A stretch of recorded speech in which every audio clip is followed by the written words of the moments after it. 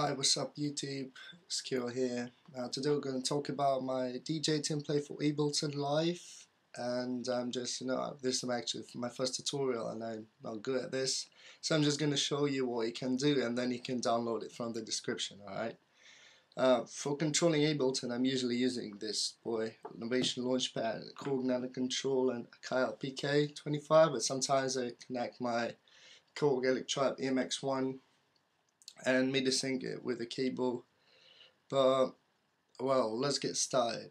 Well, first of all, my first channel is a live sampler, which is basically a drum rack, as you can see here, and basically one of my layouts on my launchpad have this sort of a drum rack which got different samples on that, and can basically create live patterns while I'm DJing, because singing two tracks in Ableton Live is not cool at all, although a lot of people here in London do it a lot. Even I know some people playing in the Ministry of Sound tomorrow and they do this, like they just have two tracks, they have some basic like reverb sounds, and then they just sync them just as good as a virtual DJ, because it's not live at all, and just mixing two tracks is not cool unless you're mixing your own music. Obviously they don't. So well, this is basically the thing with my live sampler. Well, and I've got this effect rack which I've designed by myself. You can also access it from the template I'm gonna send you, and it's got different effects such as reverb filter. I'm gonna come down to that later. 3-band EQ and the looper and the show of useless spectrum. I'm gonna just use it for showing off to people what I'm doing, and simply see the spectrum of the audio. Okay, these two MIDI channels are basically the metronome. So for example, when I play a tune, I will see this indication of the metronome. Let's have a look.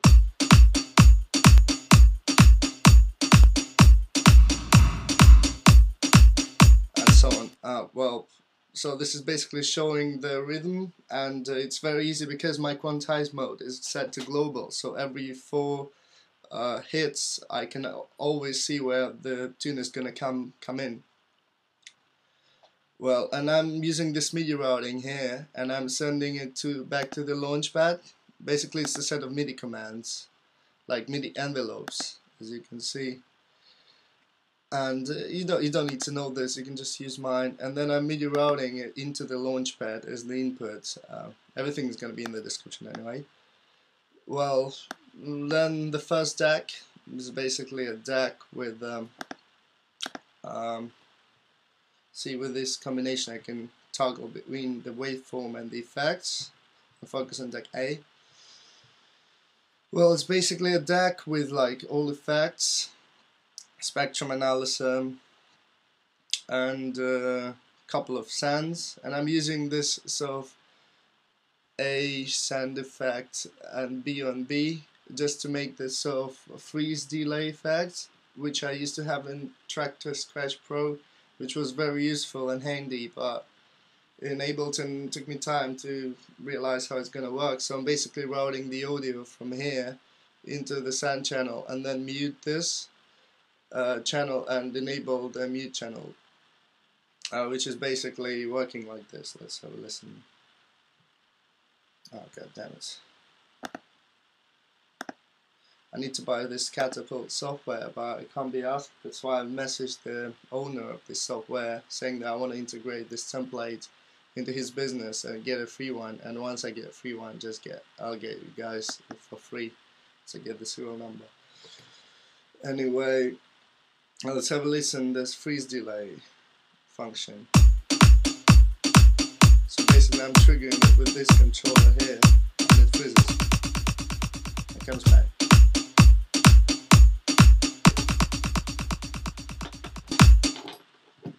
Well, this is basically how it works with a freeze delay. Also, I've got 3-band EQ. These are like faders, or like classic, Roland equalizers or synthesizers. Not like the knobs, but the sliders. So you can control the amount. When they're all down, they're basically killed. Then This is like high frequencies, middle and bass for deck A and deck B. Then I've got this looper function, which is triggered by this, and this is the amount of the looper. Let's have a listen. Let's get another track going. Well, how it works like this.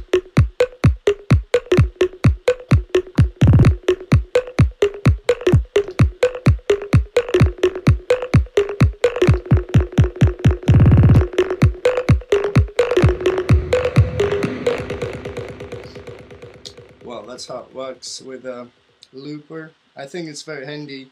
You know, for example, if your song is almost over and you don't know what to do, just loop it. This is like 1 bar, half bar, and so on. Just loop it and then play another one. Like you have time to look for another one. Well, deck B is basically the same thing.